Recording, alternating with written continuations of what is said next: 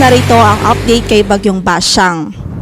Critical nga po sa mga oras na ito dahil malapit na maglandfall ito sa ating kalupaan. Sa kasalukuyan ng kanyang sentro, huling nakita sa layong 100 kilometers hilagang silangan ng Hinatuan, Surigao del Sur, at anumang oras from 11 p.m. onwards, 11 p.m. Between 11 p.m. hanggang 2 a.m. or 3 a.m. ngayong gabi ay pwede pong maglandfall na ito dito sa Surigao del Sur. So sa kasalukuyan, kahit hindi pa siya nagla-landfall, kung makikita nga po natin, nakatutok na yung kaulapan sa halos buong northeastern Mindanao at eastern section ng Visayas. So simula pa kaninang hapon hanggang sa mga oras na ito ay nakakaranas na ang malaking bahagi ng Visayas at Mindanao ng matitinding mga pagbuhos ng ulan at yung mga pagbugso po ng hangin na dulot ni Bagyong Basyang. So far sa ngayon, nasa tropical storm category pa rin ho ito. Taglay ang lakas ng hangin na 75 kilometers per hour near the center at gustiness po na umaabot sa 90 kilometers per hour at west-northwestward ang kanyang movement at 15 kilometers per hour. So sa ngayon nga po, based po sa latest na track na ipinalabas po ng Pag-asa, makikita nga po natin ang entry point nito ay sa Surigao del Sur. So magla-landfall ito sa Surigao del Sur sa mga susunod na oras. At after making landfall, mag-i-emerge ito o magta-traverse ito dito sa northeastern section ng Mindanao, tapos mag-i-emerge siya dito sa Bohol Sea. Then posible pong make another landfall dito sa Siquijor o kaya naman ay lumapit ng kanyang sentro sa Siquijor, and then sa southern portion o sa Negros Oriental, and then dito sa Sulu Sea bago po ito muling pumunta dito sa northern portion ng Palawan. So kung makikita nga po natin, talagang susuyurin po nito ang malaking bahagi ng Mindanao at Kabisayaan sa mga susunod na oras at hanggang bukas. So very crucial and critical at this time. Actually kanina pang hapon nakakaranas na nga po ang ating kababayan na mga pagulan at pagbugso po ng hangin.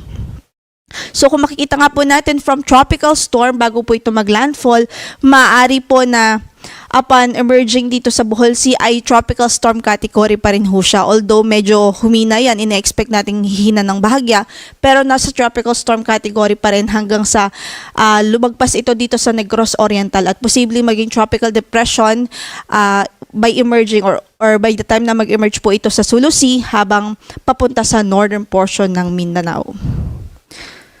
So, kaugnay dyan, signal number 2, nakataas pa rin sa napakaraming lugar. Ngayon nga po ay signal number 2 pa rin sa southern portion ng Southern Leyte, Bohol, southern portion ng Cebu, Siquijor, Negros Oriental, southern portion ng Negros Occidental, southern portion ng Dinagat Islands, Surigao del Norte, kasama ng Siargao at Bukas Grande Islands, Surigao del Sur.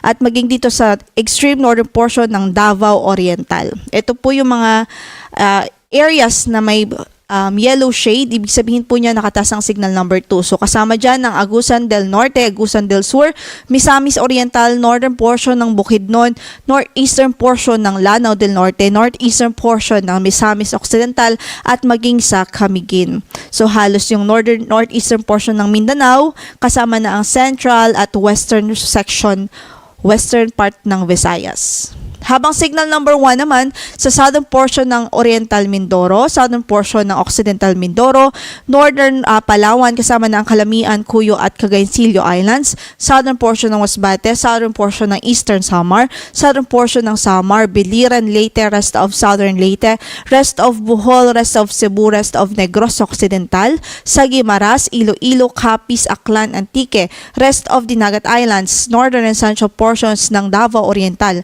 sa Davao de Oro, Davao del Norte, northern portion ng Davao del Sur, rest of Bukidnon, northern portion of Cotabato, Lanao del Sur, northern portion ng Maguindanao, Maguindanao del Norte, the northern portion of Maguindanao del Sur, sa rest of Lanao del Norte at rest of Misamis Occidental.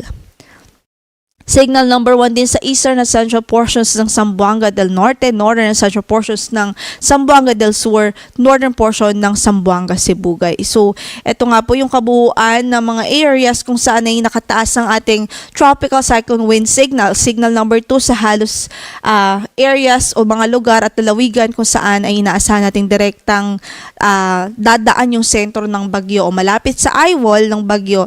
And then yung mga lugar naman na hagip pa rin ng diametro o radius ng bagyo, nakataas din ang signal number 1.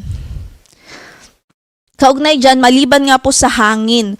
Ito, yung pagtataas po ng tropical cyclone wind signal ay nakabase po yan sa wind impact na itong bagyo sa mga lugar na yon. Pero maliban sa hangin, kalaban din natin dito yung mga matitinding pag-ulan o madaming pagbuhos ng ulan na pwede pang magdulot ng mga pagbaha. So, inevitable po yung mga pagbaha, especially sa low-lying areas, sa mga bahaing lugar at flood-prone areas, yung mga malalapot po sa ilog. Kung kaya't ang ating weather advisory ay in effect po ngayon. So possible yung more than 200 millimeters of rainfall dito sa Agusan del Norte, Surigao del Sur, Misamis Oriental at maging sa Agusan del Sur. Ito po yung mga lugar na direktang tatamaan ng bagyo, ng sentro ng bagyo sa mga susunod na oras. Kasama po yung Camiguin at Siquijor. Habang 100 to 200 millimeters of rainfall naman sa Southern Leyte, Dinagat Island, Surigao del Norte, Cebu, Bohol, Negros Occidental, Negros Oriental, Zamboanga del Norte, Misamis Occidental, Lanao del Norte, Lanao del Sur, Bukidnon, Davao de Oro, Davao Oriental at Davao del Norte. 50 to 100 millimeters of rainfall naman sa Eastern Samar, Leyte, Aklan, Capiz, Antique, Iloilo, Guimaras. Sa Zamboanga, Sibugay, Zamboanga del Sur, Maguindanao del Norte, Cotabato at maging dito po sa Davao del Sur. So, pwede pa po sa mga susunod na oras, pwede pa yan, magdagdag tayo ng mga lugar na nakataas o kung saan ay naka-raise po yung ating weather advisory.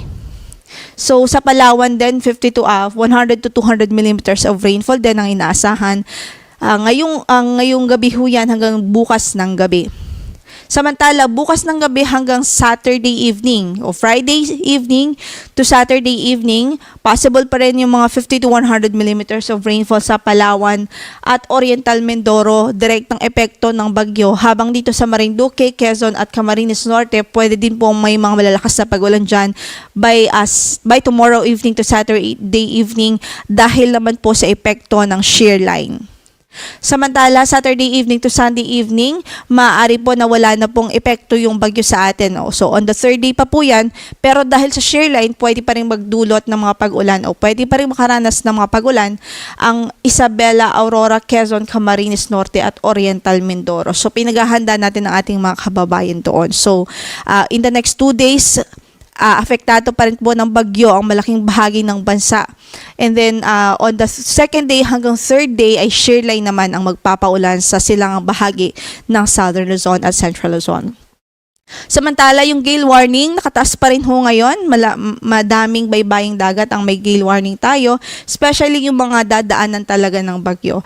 So, dito nga po ang gale warning natin sa Surigao del Sur, Southern Leyte, Dinagat Islands, Camiguin, Agusan del Norte, Misamis Oriental, Misamis Occidental at maging sa Eastern Samar. Meron din tayong storm surge warning na nakataas ngayon.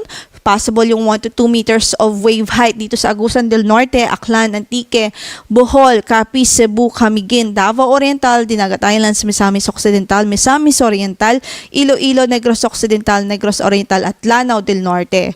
1 to 2 meters din sa Leyte, Southern Leyte, Occidental Mindoro, Oriental Mindoro, Palawan, Romblon, Surigao del Norte, Surigao del Sur, Siquijor at Guimaras.